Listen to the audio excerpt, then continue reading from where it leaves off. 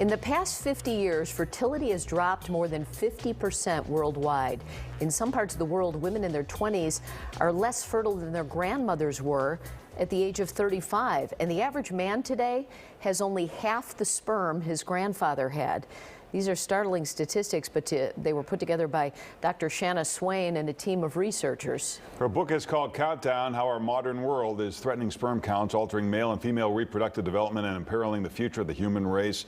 We had her on a while back and then had some breaking news interrupt our interview, and she's back with us this morning. Good morning.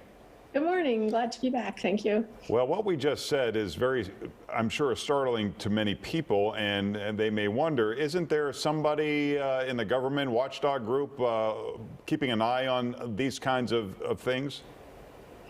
Unfortunately not. Turns out that reproductive health, like sperm count and miscarriage and fertility, is not really monitored very closely. And also the chemicals in our daily lives are not either. Drugs, yes, but chemicals, no. So people wonder what caused this. What is your conclusion? Because you say the numbers are down worldwide, not just in certain parts of the world. Right. So the fertility is down for sure. Worldwide. The sperm count information is a little more spotty, and the numbers that you quoted about sperm counts, that pertains to Western countries. We have limited data in non-Western countries. But as to what's causing this, of course, our activities, our lifestyle, our body weight, obesity, diet, smoking, alcohol, all of those things matter a lot.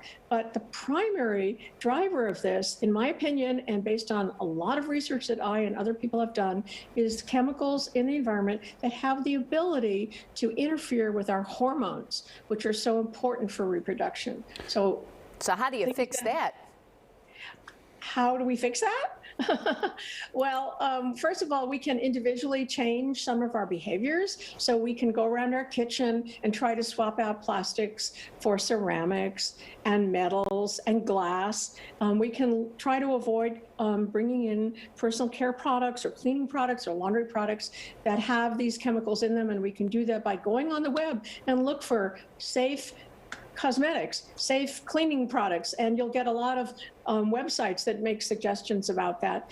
And I think one simple thing is try not to have any fragrance in your house, because that'll have a lot of chemicals in them. Not in your house, your car, your yard. Try to avoid PVC, like the hose in your yard is made of PVC. Lots of your furniture has these chemicals in it. So you have to do a little work. And one of the things you can do is read Countdown, because in Countdown, we go into a lot of detail about what people can do. So let me just stop. The government has to do, but that's a different story. So it's those little things in your house is surprising to me, make a big difference, is what you're saying.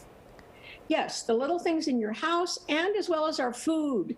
So a lot of these exposures, primarily, food that's processed, is going to contain these chemicals. So to the extent you can, eat unprocessed food. If you can afford it, eat organic food. I think just be aware that these chemicals are in there. And the Centers for Disease Control has shown that 95% of people have, up to 100 of these chemicals in our body right now. And so does the child at birth, which is kind of shocking, because that's the most sensitive time. Wow. All right, Dr. Shanna Swain, we appreciate you joining us this morning. For more, you can check out the website, shannaswain.com. Thank you for joining us. Thank you for having me back. Bye-bye. Bye-bye.